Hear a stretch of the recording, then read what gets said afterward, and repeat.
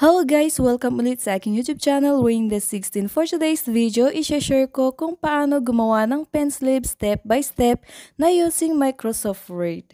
Sa mga baguhan na tulad ko, pwede niyong panoorin tong video. Tulad nitong nag-comment na sabi niya, sana makagawa ka po step by step video pag print sa publisher pero Microsoft muna tayo. Parehas din pero mas maganda sa publisher para sa akin. Tas ito ang bilis daw ng tutorial. Ito guys, gumawa ulit ako ng tutorial. Hope okay na. Disclaimer guys, hindi po tayo expert sa pag-e-edit. I just want to share kung paano ko ginawa ang mga pen sleeve. First guys, mag-download tayo ng picture or background from any web browser. Tulad nito guys, na-download ko sa Google tas inedit ko. May mga app na ginagamit para matanggal ang mga background tulad ng Photoroom, Background Eraser, and others. Pwede din guys sa Canva mag-edit, then transfer sa Microsoft Word. Depende sa inyo guys kung saan kayo sanay na mag-edit.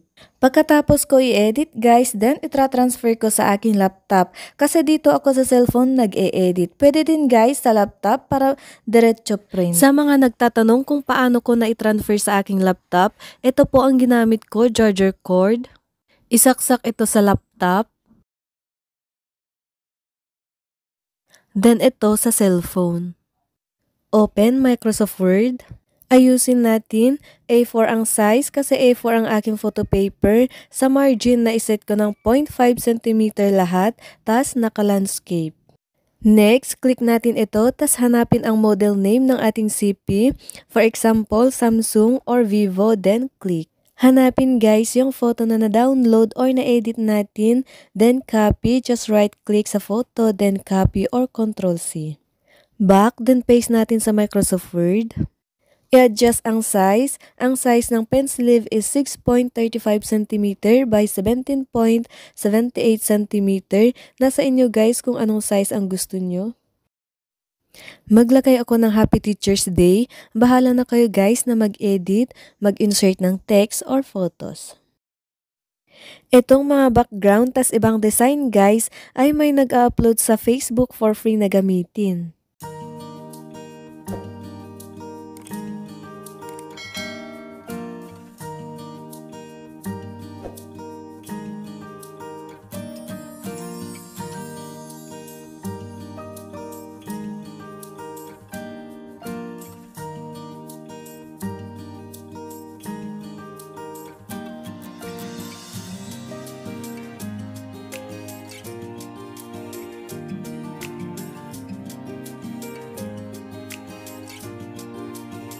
Ganyan guys, pag mano-mano sa mga nagtatanong kung paano i-transfer ang na-edit sa Canva ay na-save ko siya as PNG or JPG. Saka i-transfer na ganito sa Microsoft Word. Ito guys, yung ma-edit ko sa Canva, copy then paste ko dito sa Microsoft Word.